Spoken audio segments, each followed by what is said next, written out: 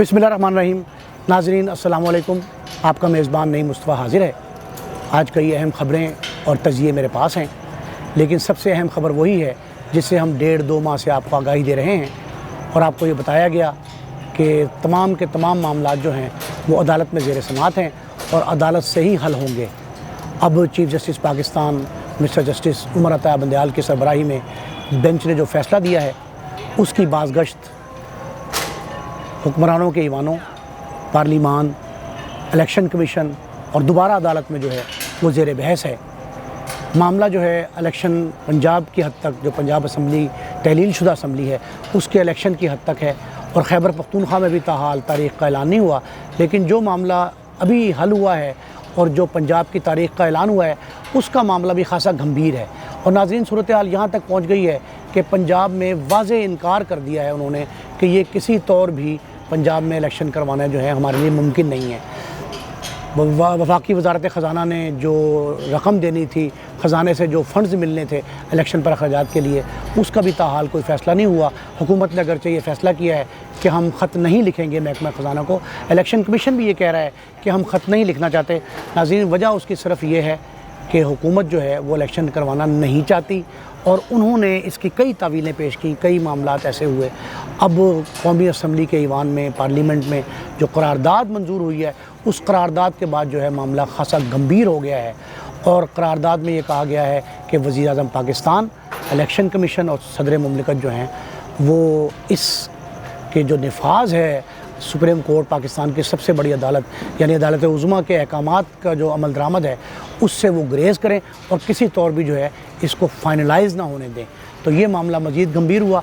अब इसके बाद नई डेवलपमेंट ये है जो मैं आपसे शेयर करना चाहता हूँ कि मिस्टर जस्टिस अतहर मिनल्लाह बड़े सीनियर जज हैं, इस्लामाबाद हाई कोर्ट के चीफ़ जस्टिस भी रहे हैं और अब सुप्रीम कोर्ट में हैं। उन्होंने अपना इख्तलाफी नोट जो है वो पब्लिक किया है और उसमें जो उन्होंने मौक़िफ़ इख्तियार किया है वो इंतहाई ख़तरनाक है और बाज़ जुमले तो ऐसे हैं जो बराह रास्त चीफ़ जस्टिस पाकिस्तान या उनके ब्रदर जजेस जिन्होंने ये फ़ैसला ये दिया है उनकी तौहीन के ज़ुमरे में आता है। और लेकिन चूँकि वो ब्रदर जज हैं, अतहर मिनल्लाह उनके एक साथी हैं और उन्होंने जो इतराज़ात उठाए हैं वो इतराज़ात सवालात की शक्ल में हैं। 9-10 सवालात जो हैं उन्होंने जन्म लिया है और अतहर मिनल्लाह ने अपने इख्तलाफी नोट में उन सवालात का भरपूर अंदाज में दिफा भी किया है। जस्टिस साहब लिखते हैं कि जस्टिस मंसूर, यानी अपने बारे में वो कह रहे हैं कि मैं जस्टिस मंसूर, जस्टिस जमाल मंदोखेल और जस्टिस याहिया अफरीदी की राय से मुत्तफ़िक़ हूँ। यानी जो फ़ैसला उन्होंने लिखा था, जो इख्तलाफी नोट उन्होंने लिखा था, जस्टिस अतहर मिनल्लाह कहते हैं कि वही इख्तलाफात मेरे भी मौजूद हैं। फिर वो कहते हैं कि 27 फरवरी को जजेस हज़रात जो हैं उनका एक गैर रस्मी इजलास हुआ था जिसमें ये फ़ैसला किया गया था कि 4-3 से जो है वो फ़ैसला आएगा। ये नाज़रीन मामला जो है ये भी एक ख़ासा मुतनाज़ा दिखाई दे रहा है। फिर उन्होंने ये लिखा है कि तहरीक इंसाफ ने इस्तीफ़ों की मंजूरी के लिए पहले अदालतों से रुजू किया, ये भी फ़ैसले का हिस्सा है। तहरीक इंसाफ ने सियासी हिकमत अमली के तहत इस्तीफ़े दिए, ये भी उनके इख्तलाफी नोट का हिस्सा है। फिर एक जुमला उन्होंने लिखा है कि इस्तीफ़ों की मंजूरी के बाद तहरीक इंसाफ जो है फिर अदालत में आ गई और अदालत से रुजू कर लिया।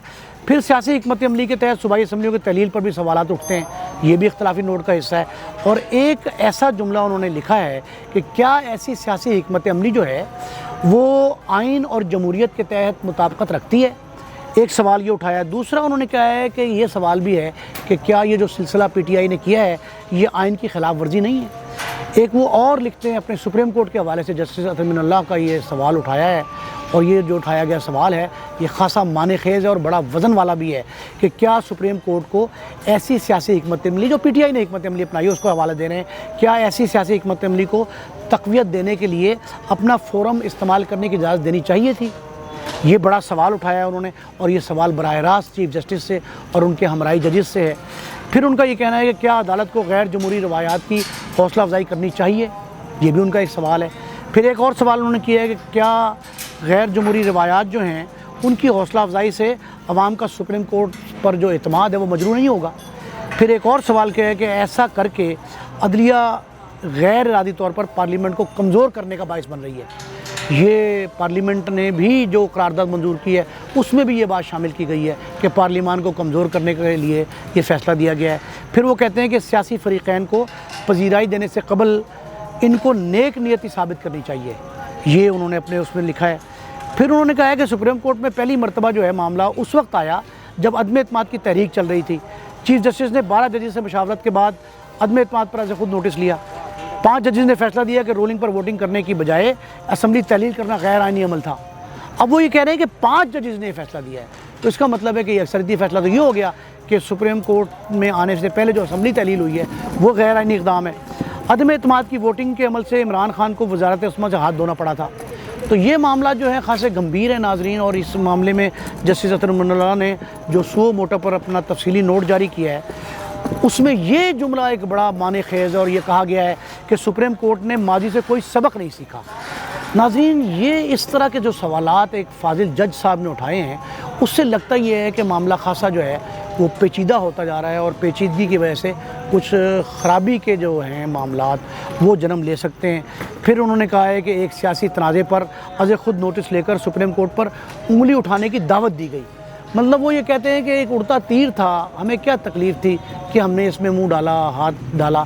تو یہ معاملات جو ہیں وہ کہتے ہیں کہ سپریم کورٹ کے وقار کی بحالی اور عوام کے اعتماد کی ذمہ داری چیف جسٹس کی بنیادی ذمہ داری ہے، اور یہ دونوں کام نہیں ہو رہے.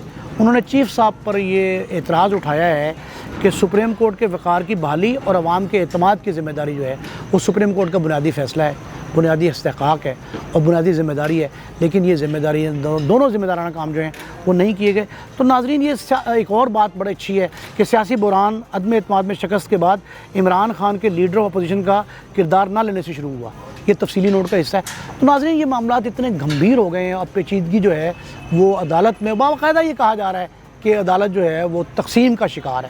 پاکستان کی سب سے بڑی عدالت. اب یہ جو کہا جاتا ہے کہ عدالتیں اگر صحیح کام کر رہی ہوں تو باقی تمام معاملات جو ہیں وہ چلتے رہتے ہیں، لیکن یہ معاملہ اتنا گمبھیر ہوا ہے، اور اس پر جو ہے وہ فریقین، ویسے تو برف پگھلتی بھی دکھائی دی تھی کہ عمران خان صاحب نے خود کہا ہے کہ اگر الیکشن کی تاریخ کے حوالے سے ہم سب بیٹھ جائیں تو مشاورت میں مجھے کوئی اعتراض نہیں ہے. تو میرا خیال ہے کہ سیاسی جماعتوں کو چاہیے کہ یہ جو ایسے ہم پوائنٹ آف نو ریٹرن پہ جا رہے ہیں جہاں سے شاید واپسی ممکن نہیں ہوگی، اور خدا نہ کرے ہم کسی انقلاب جو ہے اس کا کوئی اگر سامنا کرنا پڑتا ہے تو ہم اس کے متحمل بھی نہیں ہو سکتے.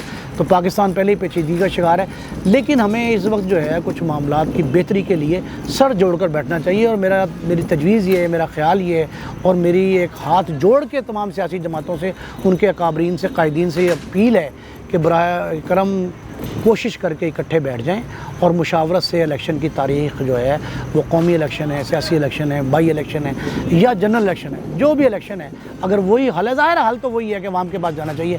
تو عوام کے پاس جانے کے لیے جو ہے نا کوئی ایک تاریخ پر سارے کے سارے متفق ہو جائیں، تب یہ معاملات درست ہو سکتے ہیں. ایک خوش آئند امر جو ہے وہ سعودی عرب کی جو امداد ہے اس کا جو اعلان ہوا ہے، پھر اور ممالک جو اس طرف آئیں، IMF نے اپنے پروگرام کو حتمی شکل دینے کا اعلان کیا. یہ سارے معاملات جو ہے نا ہمارے معاشی استحکام کی طرف ہم گامزن ہیں، لیکن سیاسی استحکام جو ہے اس کے لیے بھی ہمیں کچھ نہ کچھ کرنا چاہیے. اپنے میزبان نعیم مصطفیٰ کو اجازت دیجیے. اللہ نگہبان.